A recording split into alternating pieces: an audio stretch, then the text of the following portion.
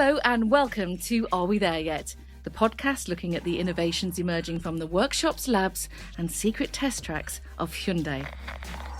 Across the series, we've heard about technology which is changing our world, whether we've been talking about electric racing cars, hydrogen power or sustainable materials. Each episode has been a step on the road to cleaner motoring. This edition is taking us even deeper. Today's guest has probably gone further than anyone else, quite literally, to promote clean mobility.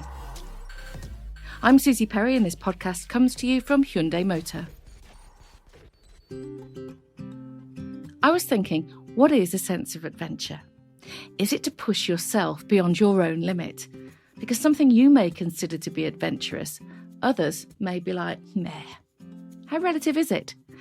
As a child, I built a raft with three of my girlfriends and we raced it down the River Severn, over rapids, over the odd competitor, to hunt for victory, and I absolutely loved the buzz of it. And I've always thought that I'm pretty spirited in that sense. I love to try anything once. I ride horses, motorbikes, anything really with an engine. I've jumped from bridges, flown in fast jets, sailed freezing waters, all in the pursuit of a thrill or to compete for glory. And that's sort of been my level, really. The odd random world record in a group with my TV show that I used to work on years ago, but it's really very relative. And I say that because my guest today made history for being the first person to travel non-stop around the world in a balloon and then circumnavigate the globe in a solar-powered airplane. He's almost out of this world. He's an explorer, a psychiatrist, and an ambassador for clean technologies. Bertrand Piccard, thank you so much for coming to the podcast. It's great to have you with us. With great pleasure. Bertrand, you've spent your entire life pushing boundaries. You've done some remarkable things, recorded some historic achievements, and I've mentioned a couple of them in the introduction. I'd like to know, where did your pioneering spirit and now your passion for clean technologies come from? I think I was really inspired in my childhood by all the explorers I met. Of course, there was my grandfather who was the first in the stratosphere. There was my father who was the first to touch the deepest spot in the ocean with his bathyscaphe, deep sea submarine in the Mariana Trench, 11 kilometers down. But there were also all the astronauts, explorers, mountaineers, divers, environmentalists that my father knew and was inviting at home. So I had the opportunity to meet Charles Lindbergh, to meet the early astronauts of the American space program, to witness liftoff of 6 Apollo rockets. And I remember very well, it was in July 1969. In the same week, my father started a dive in the Gulf Stream for 1 month with one of his submarines, and I was invited to witness the liftoff of Apollo 11.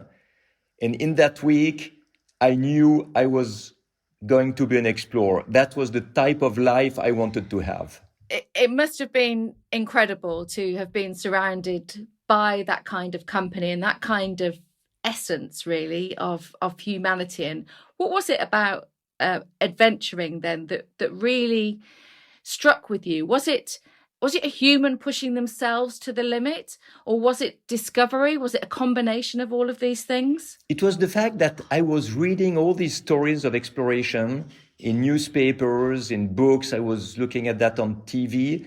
And the following days, I was meeting the people. I was talking to them. And I saw that they were not supermen. They were just passionate people who had a dream, who dedicated their life to achieve their dream, who put all the effort and did not have any fear to fail. And that was so unbelievable, to see these people who were writing history and they were taking the time to speak to me.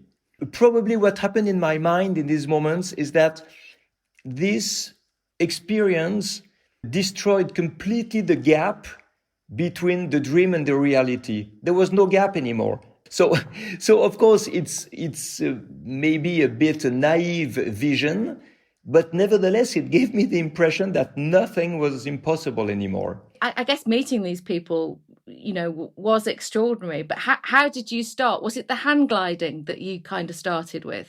Well, I started not so well because I was dreaming of exploration, but I had the impression that everything had been achieved. When Neil Armstrong and Buzz Aldrin put their feet on the moon, I was thinking, there's nothing left for me.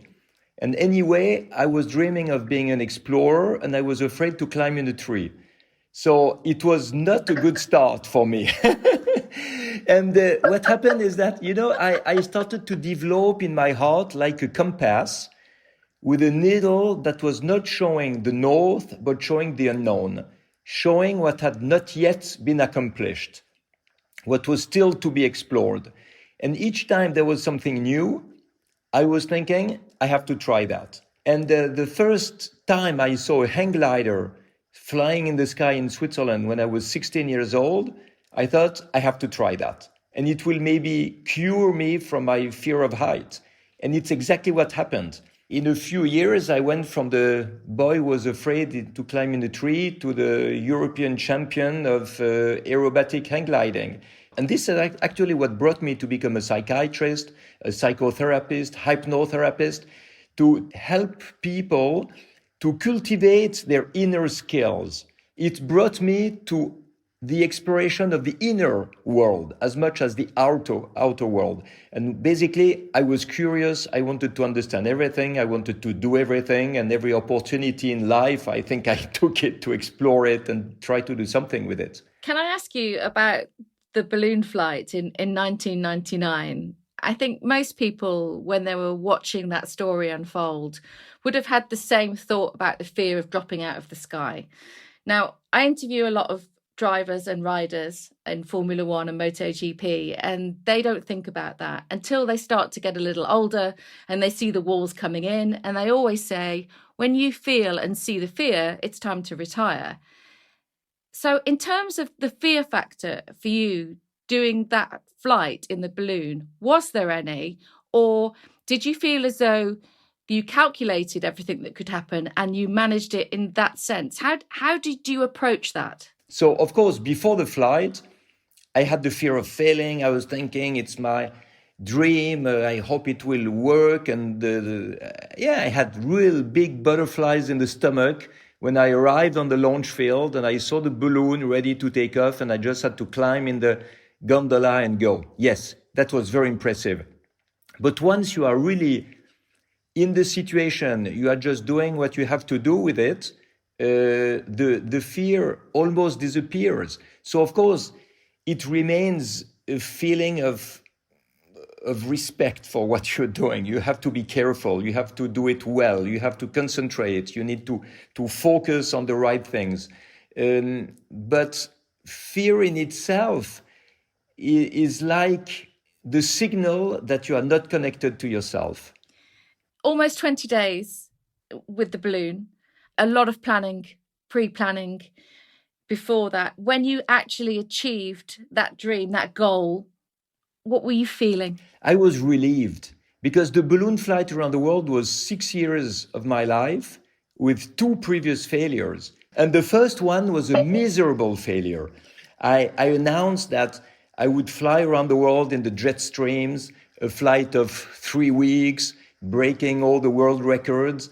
And after 6 hours, I was down in the water in the Mediterranean Sea with a technical problem. And that was for me like a vaccination against stupidity.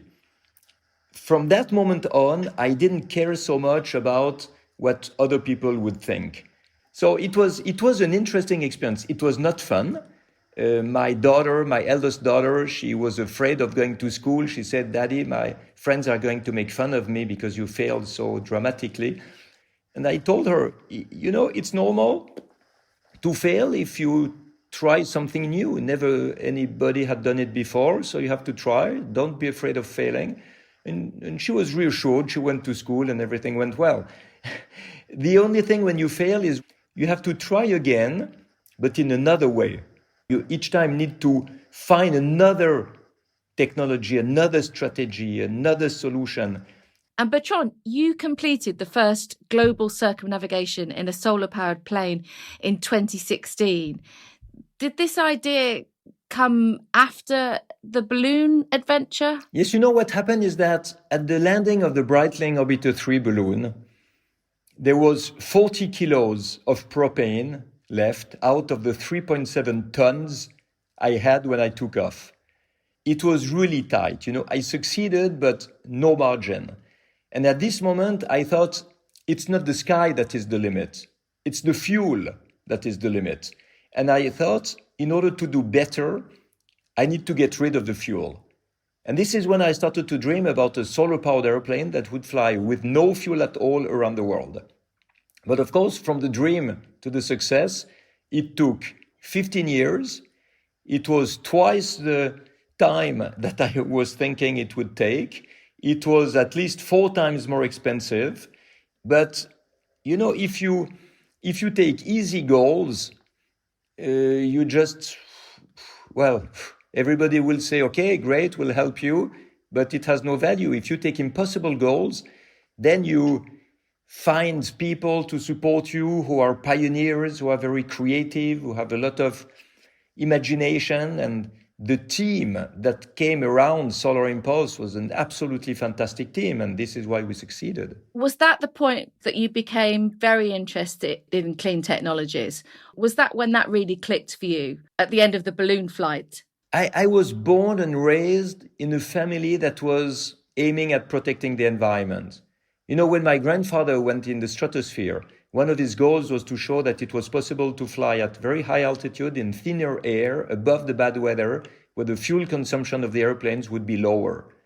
So his purpose was already ecological.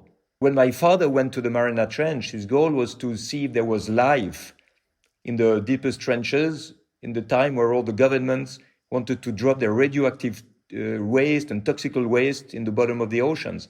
And I always understood that scientific exploration has to serve quality of life. And you've been nominated as the UN Goodwill Ambassador for the Environment. That was in 2015, and now appointed as Special Advisor to the European Commission last year to search for new solutions as part of the Foresight project, which is a green recovery programme. And your partnership with Hyundai began back in 2017, didn't it? There's a lot of companies that are investigating clean technologies. What was it, would you say, that particularly inspired you to work and come on board with Hyundai? For me, after flying around the world in an electric, solar-powered airplane, I could only drive a car that was full electric. And for me, Hyundai had the best example of an electric car because it is affordable, so everybody can buy it. It's very performant, you have a good range, and it's a nice-looking car. So for me, it was really the thing to promote. If you promote an electric car that is really expensive, you give the impression that being ecological is only for the rich people. I wanted to show that it is for everybody. So I started with the Ioniq, electric Hyundai, the Ioniq. And then as soon as the Kona arrived on the market, I switched to the Kona, which is for me an absolute perfect car for everyone. I really want to ask you about the Hyundai Nexo, because in 2019, you again played your part in promoting clean mobility, breaking a world distance record, driving that car. Tell us a bit about that and your impressions of this next generation hydrogen fuel cell vehicle. Yeah, the Hyundai Nexo, it's an electric hydrogen car. You don't have the battery, but you have a fuel cell and you have 6 kilos of hydrogen in your tank. And this is something that will boom on the market as soon as you will have enough fuel stations with hydrogen.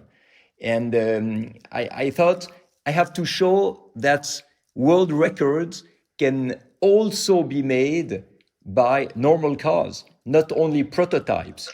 So I took the Hyundai Nexo and drove the world record for distance on one single tank of hydrogen. That was through France.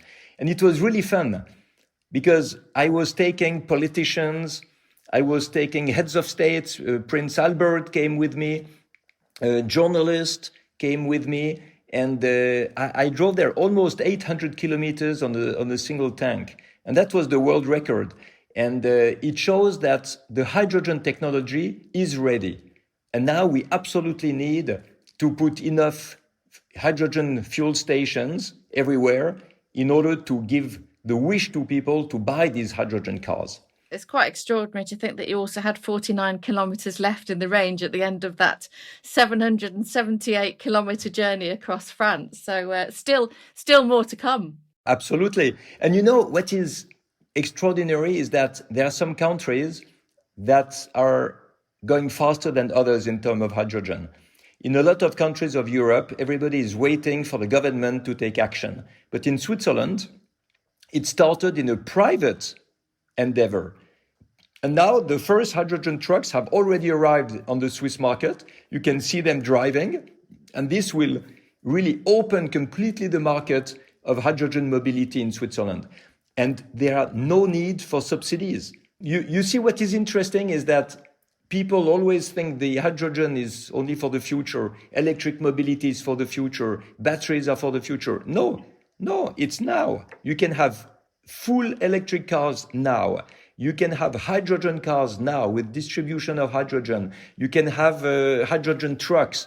Everything is available. So now it's not the technology that has to improve. It's the mindset of the people. And this is why pioneering spirit is so important, not only to fly around the world, but in everyday's life, in every choice of consumption. You launched the hydrogen mobility in Switzerland in June this year. We've talked about it on this podcast previously and how hydrogen will work alongside EVs. But how significant do you feel the development of the hydrogen fuel cell is? What is really important to understand with hydrogen and fuel cells is the fact that it will allow heavy electric vehicles to work. In a battery, it's quite fine for light vehicles. When I drive with a Kona, it's perfect, fully efficient. With trucks, with boats, trains, maybe even airplanes, the hydrogen technology is better because you don't have the weight of the batteries. You just have a fuel cell. And what I like with the hydrogen technology is that it allows to store solar and wind energy, which are intermittent sources. It allows more energy independence and autonomy, and it also allows to federate all the actors of the market. It allows the oil companies to participate into this new business opportunity, because oil producers are people who can also produce hydrogen. They can transport hydrogen. They can sell hydrogen. So they can be associated to the energy transition. And this is something very, very good, because you make friends in the industry with hydrogen instead of scaring everyone who is not able to participate in it. Let's just jump back a little to the Ioniq 5 now. We've been focusing on this incredible car quite a bit during this series, whether it's the groundbreaking design or the use of sustainable materials or indeed the battery. And of course, it's the first vehicle from Hyundai's dedicated battery electric vehicle lineup brand, and you were the first person to drive it. So what was that initial experience like? Well, it was a fantastic experience to get in the car and to drive it. And it was a terribly bad experience to give the car back to Hyundai and not being able to keep it. Because I can tell you, this car is like a spacecraft. The shape, you know, you have the impression to be in Star Trek, which for Piccard is quite normal, maybe. Well, I was going to say, you've got the right name, haven't you? Yeah, it's like a spacecraft. It's absolutely beautiful shape. And the performance is incredible. All the options you have inside are incredible. And, it's a car with which you can charge other things. From your car, you can charge an electric bike. You can charge some lights when you go for a picnic, when you go camping. It's a car that is not only driving, it's also giving back electricity to other items. Yeah, it's like taking your house with you almost, isn't it? It's quite an incredible change to how we normally perceive a car to be. You helped showcase the Ioniq 5 at EVA Monaco in 2021 this year in May. What was the reaction like from the guests? Did they see it as groundbreaking? Did they get it? Yeah, absolutely. I presented it to Prince Albert, who is a really good friend of mine, and we had a good time looking at it, sitting in it. And Monaco is a good place to show new cars, because Monaco is like the temple of automobile racing and demonstrations and industry. And showing the Ioniq 5 there was really nice for me. And not only this, in Monaco a few weeks before, I tested the ETCR Hyundai car. It's a racing car on battery, fully electric. And I could drive it. I was driving it in the streets of Monaco. We were lucky enough to have some pieces of the Monaco Formula One racing track that were reserved for us. And I could really drive fast. And I tell you, it's impressive when you get into the tunnel and around the swimming pool, exactly like a Formula One. And I was driving myself with this electric Hyundai racing car. I thought, well, this is really changing the automobile racing tradition. You can do it without fumes. You can do it without noise. You had the impression to participate in a turning point in the racing sport. Augusto took you out, didn't he? I watched a little film that you'd made. Before taking Prince Albert with me in the car, I had to learn how to drive the car, and it was Augusto who taught me. So I started with a real racing driver with me, and then I could drive myself. But the car is absolutely amazing. And it's a car that is similar to the one the people can buy. It's not a prototype like a Formula One that is completely different. It's the same shell. Of course, it's faster. Of course, you have more batteries. But it shows that now the performance is not just coming out of a prototype that is incredible, but the performance comes because it's electric. And His Serene Highness Prince Albert obviously has great green credentials and is always looking at ways, isn't he, to try to help the environment to improve. And also at EVA this year, you spoke about the Solar Impulse Foundation's 1,000 Solution Challenge. Now, can you tell us what that is and what do you hope to achieve with this? Yes, I noticed that most of the environmentalists present the protection of the environment as something expensive, something that requires a lot of sacrifice from people, reducing mobility, reducing comfort, reducing growth and consumption. And it doesn't give a very attractive vision of ecology.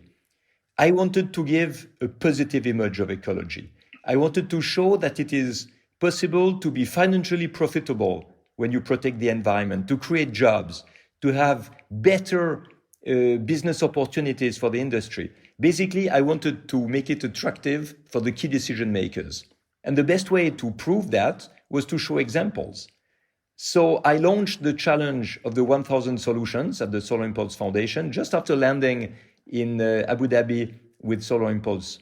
And the goal was to identify 1,000 technologies, systems, products, material, devices that would protect the environment, but also create jobs and generate profit. And in 4 years, we have announced the 1,000 solutions identified, but much more than that, because since last April, we had 200 more solutions. So now we are at 1,200. And they are examples and proofs that the protection of the environment is more profitable than the destruction of the environment. And now I have a lot of support from big corporations, even from countries or regions, from the political world, in order to bring these solutions to everyone. Because very often they are prisoners of research labs, of startups. They don't make it to the market because no one knows about them. And my goal is really to promote them, to be able to bring investors to fund these startups and develop. And we are really on a good track for that. So are you continuing now? You're currently travelling the globe to present governments and large companies with the tools that they need then to be more ambitious in terms of environmental policies? Yes, because to be honest, you see a lot of governments who are setting goals to be carbon neutral in 2050, but they don't really know how to reach these goals. So what I want to do is to bring them all these 1,200 solutions as tools to reach their goals. Bertrand, when you look back, I don't know whether you have time, I can't imagine that you possibly do, but when you look back at what you've achieved in your life so far, what are the things that make you feel most proud, I'm wondering? To have dared to try new things and to have had the perseverance to go through all the setbacks and all the problems and finally succeed. Because I tell you, there were moments that were not easy. With Solar Impulse, it was 15 years that were really difficult. The success, of course, the success is fantastic, but the success is the consequence of something that has been done correctly. It seems very apparent when I'm talking to you that because of the things that you have tried and the things that you have achieved and the sense that you make and the knowledge that you have, you do seem to be the perfect ambassador to try to help this globe come together and find better solutions for the situation that we find ourselves in. This podcast is called Are We There Yet? And in the context of clean mobility, how much progress has the world made so far, and how much further do you feel it has to go? It has to go much further. We should never stop. We should continue to promote clean cars, clean mobility. We have to continue to promote clean technologies, renewable energies. There is so much solutions that we are not using enough. So, of course, for me, I feel great because I have solar panels at home. I have a fully insulated house. I have heat pumps, and I drive an electric car, the Hyundai Kona. So it's great, but now you need everybody to be able to live in a clean way like that. Are there any major milestones that we can look out for on the path to clean mobility that are coming quite soon, do you think? What is encouraging is the fact that the European community has understood that hydrogen is now a new market for Europe. This is very promising. They can produce hydrogen, hydrolyzers, solar energy to produce the hydrogen. They can do it in Europe. So the Green Deal is something, this new climate and economical action from the European community. This is something that is showing the good way forward. And this should be an example for the world. And what has Hyundai accomplished since you first came on board as a brand ambassador? Do you see specific things that have happened? What has been achieved is the price reduction of the electric cars. It's cheaper and cheaper. That means more affordable for everyone. This is good because electric cars shouldn't be only cars that are reserved for rich people, must be available for everyone. You have the technology that is improving with hydrogen. You can have very long range with hydrogen. There start to be hydrogen stations in Switzerland. In France, you have hydrogen stations for taxis in Paris. You have several hundred taxis. Most of them are Hyundai that are driving passengers around the city with hydrogen. Everybody speaks of hydrogen. Everybody speaks of electric mobility. Things are moving. Now they have to move fast. They have to move with courage, and they need to move everywhere. And this is why I am an ambassador for Hyundai. I'm an ambassador for clean technologies. I'm an ambassador for renewable energies. I would like this to motivate as many people as possible to see that the future is already now. The future is not something that has to come in the following years. The future is already here. This is what allows these new technologies. And it's a fantastic impression when you sit in a completely new type of mobility and you start to drive with no noise, with no vibration, with no fuel, with no pollution, and you have much more performance. Bertrand Piccard, thank you so much for your time. It's been so fascinating to talk to you. Good luck with this adventure. Thank you very much. Thank you. If you're excited by the ways that Hyundai are developing clean mobility, you can find out more at Hyundai.com. Don't forget to subscribe to the Are We There Yet podcast from your usual podcast provider. It means that you'll never miss an episode. Thank you so much for listening. Goodbye.